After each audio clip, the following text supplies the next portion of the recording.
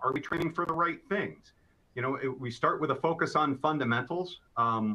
We're talking about those low risk but high frequency tasks that can be planned out on the calendar, but together they've got a large combined impact. Just because it's something that we're doing relatively frequently doesn't necessarily mean that we can't refine it, and that refining it won't make a big difference because we're doing it all the time. So little bitty change on something we're doing on a regular basis throughout the department, and it's a big combined impact. As opposed to those high impact, low frequency events that are still likely in our individual areas. These are things that are going to improve safety and performance.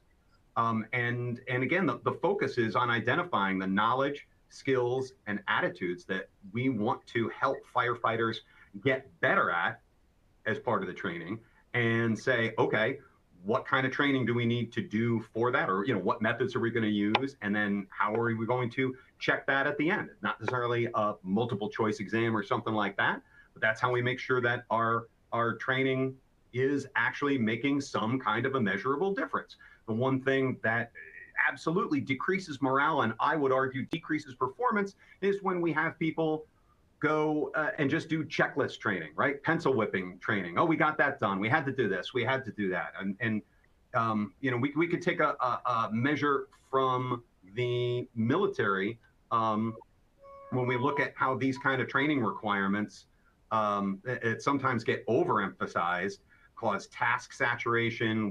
Our training officers or our company officers get overloaded with extra stuff they have to do.